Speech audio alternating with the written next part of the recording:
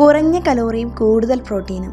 എണ്ണയില്ലാതെ തയ്യാറാക്കിയതിനാൽ ഇത് ഡയറ്റ് ചെയ്യുന്നവർക്ക് വെയിറ്റ് ലോസിനും കൂടെ കൂട്ടാവുന്ന ഗട്ട് ഫ്രണ്ട്ലി റെസിപ്പി കൂടിയാണ്. ഞാൻ ഒരു ഫുള്ള് കുക്കുംബർ ഇവിടെ എടുത്തിട്ടുണ്ട്. അതിൻ്റെ ജ്യൂസൊന്നും കളഞ്ഞിട്ടില്ല.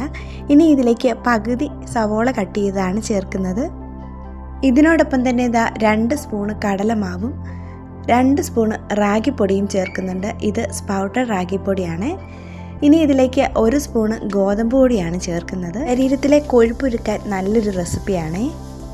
ഒട്ടും തന്നെ എണ്ണയോ വെള്ളമോ ഇല്ലാതെ തയ്യാറാക്കുന്ന റെസിപ്പിയാണിത്.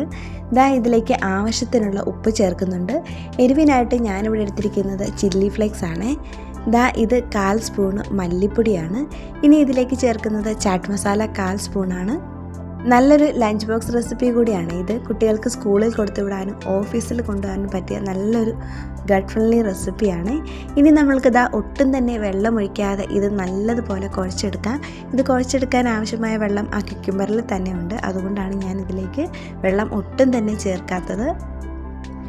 തവ വെച്ചിട്ടുണ്ട്. ഇതൊന്ന് ചൂടായി വരുമ്പോഴത്തേന് ഇതിലേക്ക് ഞാൻ കുറച്ച് സെസമി സീഡ്സ് ആണ് ചേർക്കുന്നത്. ഇനി ഇതിൽ നിന്ന് നമ്മളുടെ കൈ ഒന്ന് നനച്ചിട്ട് കുറച്ച് പോർഷൻസ് മാത്രം എടുക്കുക. അത് വെച്ചിട്ട് നമ്മളുടെ കൈ കൊണ്ട് ഇങ്ങനെ ഒന്ന് പരത്തി കൊടുക്കുക. കൈ ഒന്ന് നനച്ച് കൊടുത്തിട്ട് വേണം ഇങ്ങനെ ചെയ്യാൻ. അങ്ങനെയാണെങ്കിൽ നമ്മളുടെ കയ്യിൽ ഇത് ഒട്ടും ഒട്ടിപ്പിടിക്കില്ല. മുകളിലേക്ക് കുറച്ച് സെസമി സീഡ്സ് ചേർക്കുന്നുണ്ട്. ഇനി നമ്മളിത് അടച്ച് വെച്ച് മീഡിയം ഫ്ലെയിമിൽ ഒരു 2 മിനിറ്റ് ഒന്ന് കുക്ക് ചെയ്യണേ. അതുപോലെ തന്നെ ഇത് മറിച്ചിട്ട് കൊടുത്ത് വീണ്ടും ഒന്ന് അടച്ച് വെച്ച് കുക്ക് ചെയ്തെടുക്കാം. ഇനി ഇത് തയ്യാറാക്കാൻ നിങ്ങളുടെ കയ്യിൽ ഒട്ടും സമയമില്ലെങ്കിൽ കുറച്ചധികം പോർഷൻസ് കയ്യിലെടുത്തിട്ട് നമ്മളുടെ തവ ഫുള്ളായിട്ട് പരത്തി കൊടുക്കാവുന്നതാണ്. പിന്നെ കഴിക്കാൻ നേരത്ത് അത് കട്ട് ചെയ്ത് കഴിച്ചാലും മതി. ഇതുപോലെ കുട്ടി ഉണ്ടാക്കുന്നതിലും പകരം നമ്മൾക്ക് അങ്ങനെയും ചെയ്യാവുന്നതാണ്. കുറച്ചുകൂടെ ടൈം നമ്മൾക്ക് ലാഭിക്കാം.